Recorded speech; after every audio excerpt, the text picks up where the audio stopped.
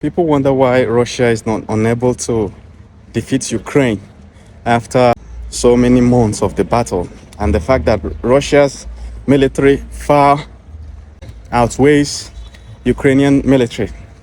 I'll tell you two things about the warfare. It has to do with strategy. It boils down to two phrases. First one is maneuver warfare. Maneuver warfare is where a military tries to achieve strategic success quickly, all right, versus attrition warfare. Attrition warfare is when one military is on one side and then the other military is on the other side, and then they start shooting at each other. Basically, what they're trying to do is to outlast the other. One side is trying to outlast the other. Now, Russia is really good at attrition warfare. If you read Russian history, when Napoleon invaded them, Napoleon had superior weapons. That was when France invaded Russia and everything. But Russians knew that if they could just wait, eventually Napoleon's military would get tired.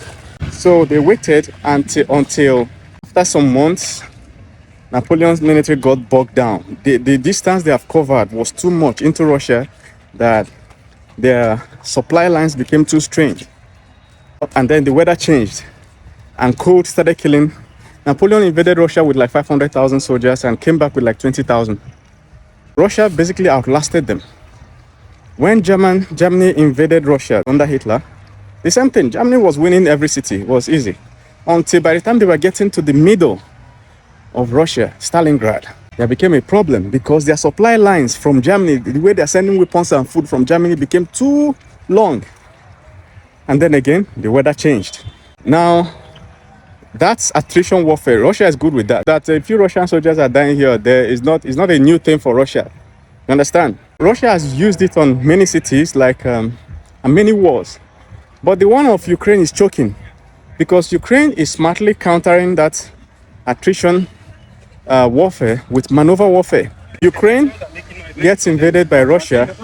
Russia initially tried to do maneuver. So they attacked Ukraine from all sides, and then from that all sides they attacked Ukraine. The next move they tried to do was to head straight to the capital. The capital city of Ukraine is Kyiv. So they tried to quickly get to Kyiv, and assuming they captured Kyiv that first day of that first few weeks of the war would have been over because you can't fight without your capital.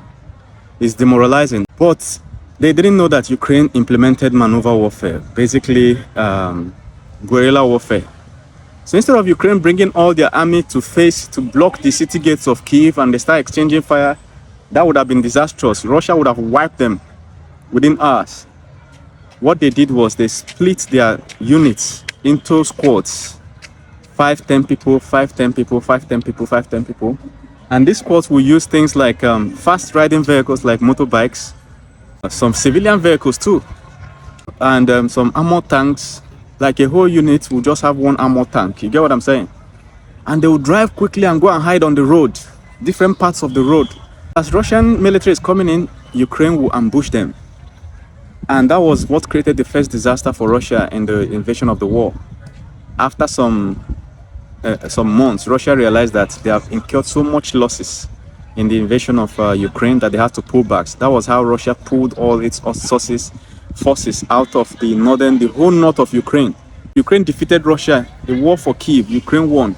So Russia attacked east, which is Kharkiv. Ukraine readapted that maneuver warfare. You know what they do? Russian forces will dig trenches. In a way, I would say not knowing that trenches are outdated. It worked in World War II, trenches. But now, in modern times, they are almost useless. Because of what? Drones. They are now drones. They are now HIMARS, you know. HIMARS are, instead of in the olden days, like in 1940s, like during the Second World War, people will launch a rocket and they have to just guess where it will land. So which means they have to launch millions of rockets and hope that those millions will eventually catch the soldiers in the trenches. But now with HIMARS, there is no guesswork. Once the rocket goes up, they can see where it's going to land. Sometimes they direct it to find you in that hole. So Russians will dig trenches, and the way Ukrainians will drive them off is very interesting. Ukrainians will, a Ukrainian squad, let's say made up of 5 to 10 soldiers and 1 armored tank. They know that Russians are on the other end of the road, okay, and they are dogging. What they will do is they will try to put fear first in the mind of the Russians. So they will throw a few bombs, okay, or use the armored car and shoot bombs to that area. So now Russians are scared. And the thing is that they don't know, the Russians in those pits, they don't know the size of the Ukrainian army bombing them. All they know that, oh, we are being shelled. They go underground. Immediately the shelling stops, these Ukrainians will attack with 1 tank. You understand? That 1 tank, and then you have like 5, 6, 7 Ukrainian soldiers on top, and then they will attack. You understand? They will try to cover that road that divides them really quick. So before these Russians can come out of the trenches and figure out they will think that they are under heavy attack, not knowing it's just 5 to 10 Ukrainian soldiers. You understand? These Ukrainian soldiers will be shooting, shouting, doing everything, coming. You know, if these Russians can just stay and return fire, they will wipe out the Ukrainians, because that's what happens in that kind of case. If the people you are trying to dispel decide not to run, they will wipe you out because your forces are smaller. So as they are coming, the Russians will get scared. They just got bombed a few minutes ago, and now they are hearing gunshot. They will think that they are being overwhelmed. So they will get out of the trenches and try to run to a safer position. Now they have come out from their safe position, actually, trying to run to the other side. Now the Ukrainians that are attacking will incur injuries. I'm talking about some of them might get bullet wounds and everything. But the key objective is to drive out the Russians from those protective trenches and under those trees. Now the Russians are out there running on the road. Now they will now send HIMARS rockets. You understand? While the Russians are running, they will send the bombs. Bomb will locate them where they are running. Or they will go run to a place or a house or somewhere that doesn't have protection, like those trenches. So this is how Ukraine won the Battle of Kharkiv. So each Ukrainian unit will always drive out the Russians from the trenches and then call HIMARS. Now that's the same thing with what they did. Instead of facing the Russians face to face, they will go to the back and try and strangle their supply routes. They will look for their fuel dump where they kept all their fuel and blow it up. Every day, Ukraine is blowing fuel dump of Russians. So what does it result to?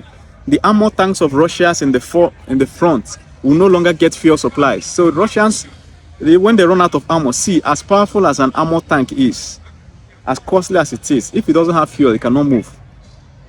So what will happen is that the Russians that have the tanks, the Russian units, will let go. You understand? They will let go. So Ukraine has been recovering Russian tanks intact. Hundreds and hundreds of Russian tanks. The Ukrainian Defense Ministry have said that Russia is the highest supplier of weapons to Ukraine.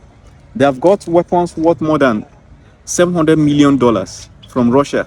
Because what? They will strangle the supply routes, the fuel dump, the ammo dump of Russians. You understand? So when they are at the back, when their units in front want to attack, they realize they don't have enough ammo again. That was what they did in Kherson. So Russians occupied Kherson, digging trenches and everything, waiting for Ukrainians to come and attack them. Ukraine did they attack? No. What they did is they sent small shock units to attack strategic junctions. You know, if a road comes like this and divides like this, and then there are 2 Russian units on these Y extremes, if Ukraine can take the division, you know, where the Y touches itself, if they take that junction, these Russian units will be isolated. They'll be forced to surrender. You get what I'm saying? That's intelligent warfare. That's what Ukraine used. By the time they captured enough junctions and bombed enough ammo dumps behind Russian units in Kherson, Russia had to pull back. The Russian ministers said themselves they can no longer supply the units in Kherson. So to avoid a massacre, they had to pull back because Ukraine wanted to go around, you know, so cut off the Russians in Kherson, and then so the Russia has to do a quick retreat. That is it. That is smart warfare. So for Russia to win this war, they have to adapt. If they don't adapt, they have to adapt their method. You understand? If they don't really adapt, that maneuver warfare of Ukraine will really do a great deal of damage to them.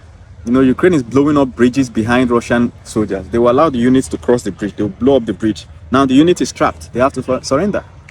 You understand? So what do you guys think? Let me know and we can talk about it.